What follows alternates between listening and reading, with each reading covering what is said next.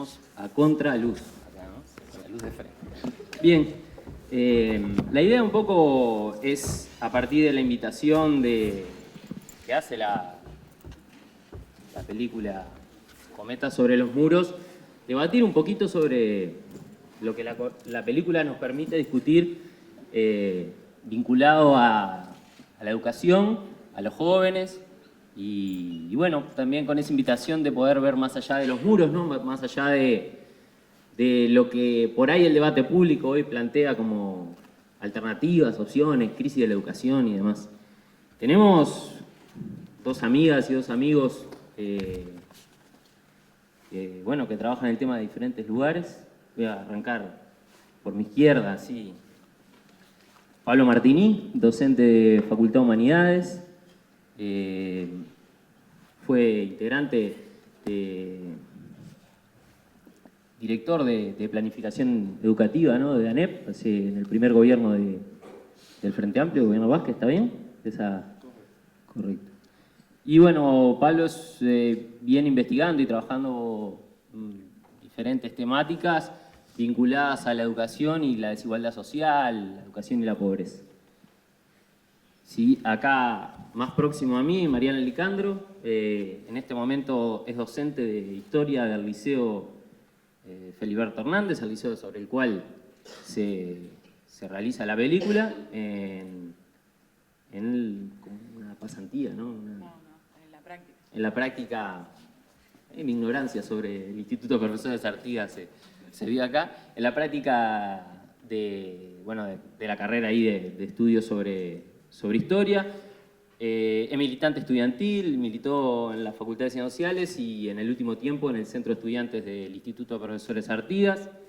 A mi derecha, Gabriel Kaplún, docente también de la Universidad de la República, en este caso del Instituto de Comunicación, de la reciente creada Facultad de Información y Comunicación.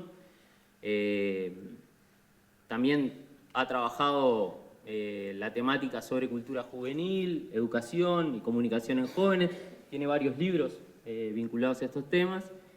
Y finalmente, Nilia Viscardi, que es socióloga, que también es docente de la Facultad de Humanidades, la licenciatura en Ciencia de la Comunicación, y ha trabajado más bien temas vinculados a juventud, violencia y educación. ¿Me equivoqué en algo o está bien? Ciencias de la educación. Ciencia de la educación. Un acto fallido. Bien, arrancamos con Pablo, si te parece.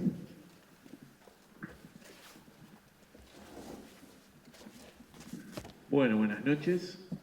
Antes que nada, bueno, quería agradecer la invitación, compañeros, a Federico en particular, para compartir, digamos, este espacio. Tenía algo escrito, pero no lo veo, así que no sé si eso va a ser a favor o en contra, pero bueno. Yo quería, sí, comentar algunas cosas, ¿no? Aprovechando. Parte de mi tarea como moderador es... No, está bien. Gracias. Hay una primera cuestión que, digamos, surge que es casi como de piel, digamos, ¿no? Después puede venir una reflexión más afinada, pero la primera es una cuestión muy de piel que uno se queda pensando, bueno, ¿cómo no querer a estos gurises, no? Con este acercamiento, digamos, casi que meterse en su vida cotidiana, conocer su vida de todos los días, sus avatares y demás, dentro de los cuales su asistencia al liceo es una que, bueno, que aquí en la película ocupa un lugar importante, pero es una entre varias más. Eso es lo primero que uno se queda pensando, ¿no? Con este acercamiento, cómo no identificarse, cómo no sentirse cerca, y cómo no quedarse pensando como país muchas veces somos capaces de no agotar todas las posibilidades que tenemos para darles todas las oportunidades que por derecho les corresponden. Esa es la primera cuestión que, casi como un comentario así de piel, lo más que surge de ver la película y de acercarse a estos que son de algún modo un acercamiento a unas historias de vida, ¿no? Después, bueno, uno elabora un poco e intenta articular o pensar en términos un poco más generales y más abstractos, algunas ideas a partir de lo que se ve. Y yo, sí, quería decir, digamos, 2 o 3 cosas que sean como aporte a un debate también, en todo caso, ¿no? que me parece que es oportuno. En todo caso, me parece que la primera constatación que uno puede sacar del documental es que no existe una sola adolescencia, del mismo modo que tampoco existe una sola educación. Existen diferentes adolescencias y también existen diferentes formas de la educación. Voy a empezar por lo segundo, por las diferentes formas de la educación. Por lo general, cuando pensamos en estos temas que nos acercan de algún modo al lugar que socialmente ocupa la educación, a su relación evidentemente con las nuevas generaciones, siempre aparece como muy fuerte la discusión entre el famoso eje de contradicciones entre, bueno, una educación que reproduce una sociedad y unas desigualdades sociales, y una educación a su vez que propicia también la posibilidad de la transformación. Y este eje de discusión, ¿no?, que siempre está presente, me parece que el documental nos habilita una entrada o una lectura que tiene que ver justamente con esto. Es decir, bueno, no existe una educación, existen varias. En algunos momentos más cercana a esta educación a reproducir lugares asignados previamente en la sociedad, y a veces más cercano a abrir otras posibilidades o abrir otros futuros posibles a través de la acción educativa. Esto podríamos como recuperar distintos momentos del documental y seguramente estaríamos viendo en cada uno detrás de esto alguna de estas ideas de educación.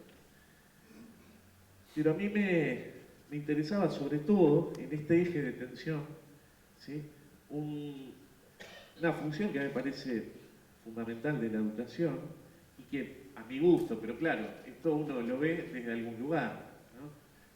Sí, hay tantas interpretaciones como espectadores estamos aquí sentados, ¿no? Pero bueno, a mí me convoca un poco a pensar el tema de la transmisión, ¿no?, la transmisión entre generaciones, ¿sí?, que es una de las formas que podemos definir la educación, ¿no?, básicamente como una práctica en relación a la cual una generación, un conjunto de generaciones adultas, digamos, intentan transmitir o poner a disposición de una nueva generación una serie de elementos que tienen que ver con una cultura en común, ¿sí? Y me parece que justamente el documental trata, si yo tuviera que decirlo, trata de la transmisión en realidad, ¿no?, y trata de las dificultades de la transmisión, trata de lo que puede ser un intento obstinado por llevarla adelante, por intentar esto, poner a disposición de una nueva generación un conjunto de legados culturales a los que tiene derecho a acceder. Y también trata en algunos momentos de lo que sucede cuando los adultos nos negamos a realizar esta transmisión, porque designamos que este otro que tenemos ahí enfrente no parecería digno de recibir esto. También esto pasa, las dos cosas. Y de algún modo seguir un poco la idea de la transmisión, ¿sí?, me llevaba a uno de los ejes que a mí me parece que está como fuerte permanentemente en el documental, que es el eje, digamos, de la preocupación por el presente y sus desafíos y sus interpelaciones, ¿no? En definitiva, ¿para qué me sirve a mí esto que me están queriendo enseñar? ¿Para qué me sirve ir al liceo? O le decía a la madre a la hija, bueno, vos ya me habías dicho que vos no querías venir, ¿sí?, pero en realidad lo único que te va a quedar va a ser el liceo, ¿sí? Esta idea de, bueno, de las tensiones del presente, y en realidad yo no podía dejar de pensar ahí que justamente la tensión permanente que de algún modo atraviesa las clases que vemos, y que esto también es la educación, no está atado esencialmente a las demandas de ese presente, sino a intentar vincular con un pasado, ¿no? Y que esto es también la idea central vinculada a la noción de transmisión. Tratar de esta generación que tenemos allí, de algún modo, ¿sí?, tirar algunos lazos, ponerla en relación, ¿sí?, con una herencia, con un legado. Allí se discute en una clase, ¿no? ¿Qué es esto de la cultura? ¿Qué significa ser culto? No tiene que ver con la política, dice una chiquilina, ¿no? Tiene que ver con la relación con los libros, ¿no? Y la profesora termina la clase diciendo, tenemos que afinar esta idea de cultura, ¿no? Parece que de eso se trata, de esta tensión de intentar tirar algunos lazos que siempre son con lo que hubo antes, porque de eso trata la educación, de cómo nos vinculamos con los que nos precedieron, cómo pensamos sobre ellos y en todo caso cómo actualizamos algo de aquello que podemos ver mirando hacia atrás en los desafíos del presente, ¿sí? Pero ahí hay un punto importante, ¿no?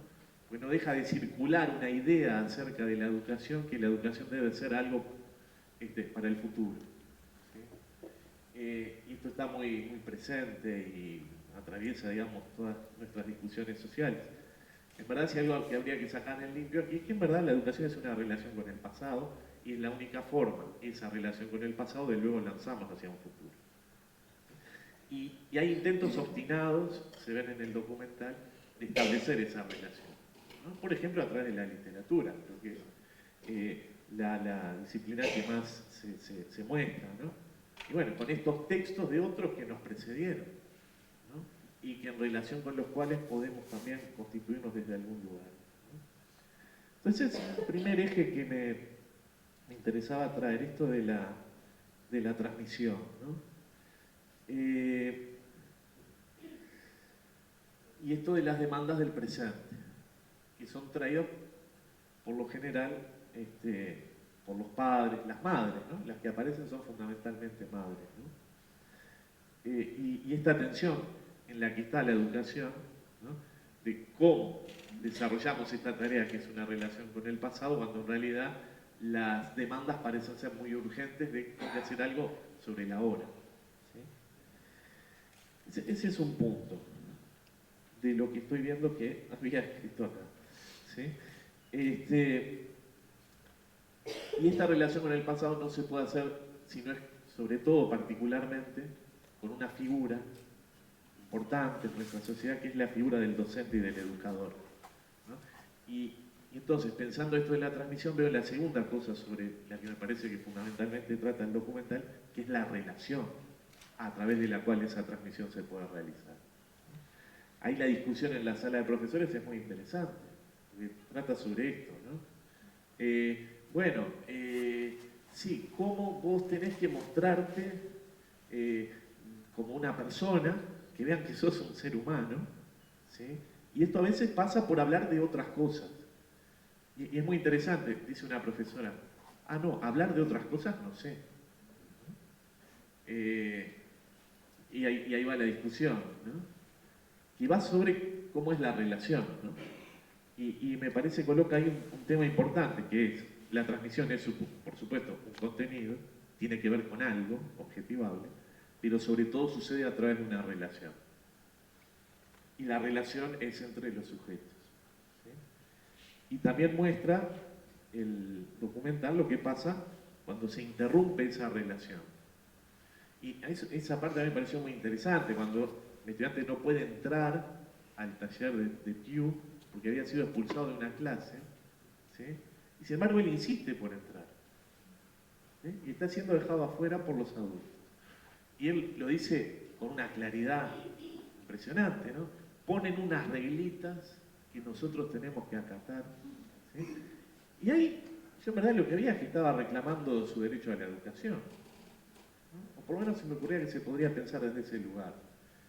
Y una paradoja, ¿no? Se supone que estos adolescentes que no quieran nada, en definitiva, son los que están reclamando su derecho a la educación, y quizás una norma que colocamos los adultos, que obviamente puede ser comprensible, etcétera, los deja afuera, ¿sí? Y me pareció muy interesante también el intento que hace la scripta allí de mediar, ¿sí? Fracasa en su intento, ¿sí? Pero de intentar buscar una mediación para superar ese conflicto, ¿sí? Bien. La segunda cuestión que quería plantear es que decíamos no existe una sola educación, no existe una sola adolescencia tampoco, ¿no? Y esto queda muy claro, digamos, ¿no? Si bien podemos dar una definición teórica de lo que significaría ser adolescente, luego esto atravesado por condicionantes materiales, simbólicas, contextuales particulares, deriva en una adolescencia particular, que puede ser muy diferente de otras adolescencias que transcurren en otros ámbitos diferentes o diversos, ¿no? Y esto, bueno, y hay muchos ejemplos, digamos, en todo el documental acerca de esto, ¿no? De cómo se van viviendo estas formas de la adolescencia con mucha angustia, ¿no? Y muchas veces también con cierta ausencia de algunos roles adultos, que sería muy importante también que estuvieran para acompañar ese proceso, ¿sí? Esto a mí me lleva a la tercera cuestión que quería plantear, para no extenderme demasiado, que es lo que me parece el desafío que queda planteado a partir de lo que se trabaja en el documental, que a mí me parece que el desafío está planteado en estos términos. Reconocemos la diferencia, reconocemos las diferentes formas de ser adolescente, desde un sistema que es un sistema muy homogéneo y que tradicionalmente define como democrático, ¿no?, este trato que se supondría homogéneo, igual a todos. Sin embargo, nos ponemos de frente a la necesidad de reconocer estas diferencias y hasta seguramente estaríamos muy cerca de decir, entonces, esto debiera habilitar también diferentes formas de tramitar lo educativo.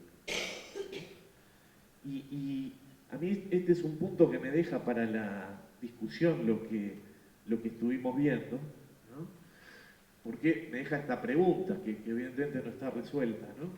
Parece ser muy claro que este reconocimiento de las diferentes formas de ser y vivir la adolescencia debería interpelarnos por entonces diferentes formas de pensar lo educativo, pero ¿cómo hacemos, en definitiva, para llevar adelante estas diferentes formas sin que se nos conviertan en formas desvirtuadas de lo que debiera ser el modelo común? ¿Sí? Sin que se nos conviertan en formas de segunda, ¿sí?, en formas de no equivalente calidad con respecto a otras que se pueden desarrollar en otros ámbitos, ¿no? Y a mí me parece que acá hay un eje, ¿no? Y me parece que el documental trata de eso. Creo que trata, en definitiva, de cómo podemos reconocer las diferencias que son constitutivas, digamos, de un acto educativo, pero a su vez, cómo podemos garantizar una oferta que, reconociendo esas diferencias, sea tan válida como cualquier otra. ¿Sí? Ese es el punto en el que me quedo pensando y me parece que es el punto del desafío. ¿Sí? ¿Cómo garantizar que esta propuesta sea tan válida como cualquier otra, no siendo igualmente homogénea y siendo capaz de asumir y de aceptar las diferencias? ¿Sí? Y termino con esto, una de las cuestiones que me parece que muestra el documental, que quizás podían orientar esta reflexión, es que quizás en última instancia se trata de poder hablar, ¿no? Poder hablar con el otro y también poderlo escuchar. Me quedaba muy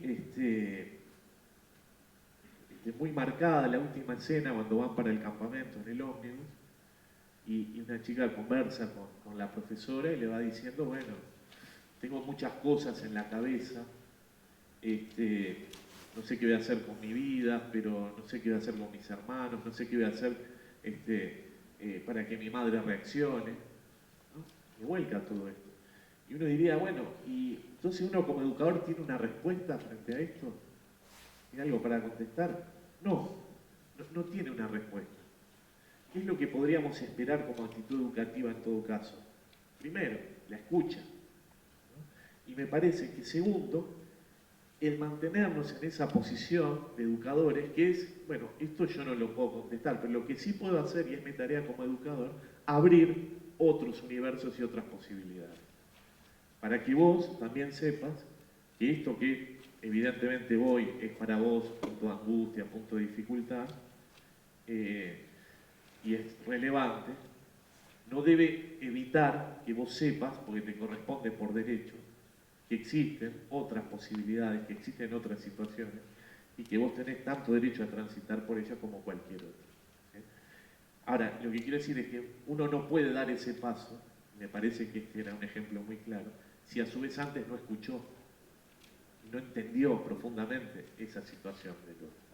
Y termino con esto, me parece que el documental justamente apela y nos pone de frente, y esto es algo complejo y hasta diría que produce como un movimiento bastante fuerte, nos pone de frente, ¿no?, a la complejidad de un sujeto, que muchas veces la educación simplifica, ¿no?, con una idea de que tenemos un sujeto estándar, que no existe, nos pone de frente a esa complejidad y nos desafía en poder sostener una transmisión que tiene que ver fundamentalmente con que los efectos de la educación, y no digo los resultados, sino que digo los efectos, lo que produce en términos de subjetividad, esto que se transmite, no puede ser apreciable inmediatamente, no puede ser apreciable inmediatamente, no puede ser medido por ninguna evaluación, y sin embargo es lo más importante. Y solo lo sabemos en el futuro y en cada sujeto en particular. Y quizás si algún mensaje podrían darle también este documental a la definición de las políticas educativas, es que quizás haríamos bien si tratáramos de pensarlas más en términos de sujetos, con sus diferencias, y menos en términos de homogeneidad, y menos en términos de pensar que todos debieran adaptarse a un mismo molde. Esto sin producir, por supuesto, ninguna desigualdad, sino que garantizando los derechos para todos. Bueno, un poco esta idea y le dejo la palabra a los compañeros.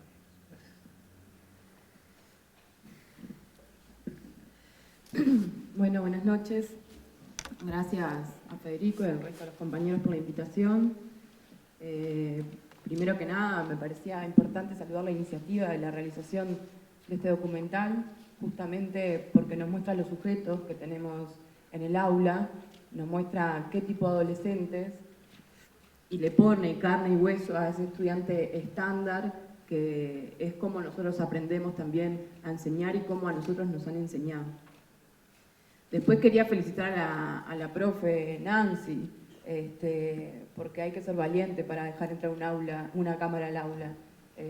Yo no sé los entretelones de lo que causó la cámara en el liceo, pero supongo que debe haber sido bastante convulsionado, porque el docente tiene como ese resguardo de la intimidad del aula, donde es su aula, sus chiquilines, y a veces cuesta romper esos muros también. Yo, como decía Diego, estoy haciendo la última práctica docente en el IPA y justo de casualidad estoy en este liceo, y tanto viendo el documental como las primeras semanas que asumí el grupo, que obviamente lo asumí tarde por todo lo que significa la elección de horas en secundaria, la primera pregunta que me hice cuando empecé el grupo y esas primeras semanas donde uno entra al liceo y bueno, aquel es tu salón, te corresponde tal grupo y te enfrentás a estos 30 chiquilines con similares situaciones y obviamente sin conocerlas, y uno a veces las llega a conocer a mitad de año o a veces nunca las llega a conocer. La pregunta que me hacía era sobre si este formato de liceo, si este modelo de centro seguía siendo válido para estos adolescentes y para esta juventud, si este modelo de centro podía cumplir con esa tarea fundamental de educar y esa tarea fundamental de aprender y la transmisión cultural, como decía Pablo. Y poco a poco de lo que he recorrido este año en el liceo me da la sensación de que no puede cumplir esa tarea en su máximo potencial, que es un modelo que hoy la realidad la interpela constantemente, la realidad de estos chiquilines nos interpela constantemente, y que no estamos pudiendo dar respuesta a esa situación, por lo menos desde el modelo de centro liceano. En ese sentido creo que es una de las tareas fundamentales de los colectivos docentes, de los sindicatos, de todos los actores involucrados, ponerse a discutir sobre el modelo de centro, tratar de hilvanar algunas propuestas en ese sentido. Fundamentalmente porque el pensamiento liberal, el pensamiento neoconservador y la tecnocracia en la educación sí tiene una propuesta en ese sentido. Y tiene una propuesta que está reflejada, por ejemplo, en lo que son hoy las experiencias de impulso y jubilar, que son experiencias que hoy aparecen como súper novedosas en nuestro país, pero en realidad tienen muy poco de originalidad a nivel mundial y que lamentablemente los resultados no son para nada alentadores de esas experiencias. Y es necesario, como decía al principio, ponerse a discutir esto porque hasta el momento no ha surgido ninguna propuesta programática, no ha surgido ninguna idea que pueda disputar ese sentido común que se va construyendo como hegemónico. Un sentido común que, como la propia madre que aparece al principio, pide resultados, ¿no?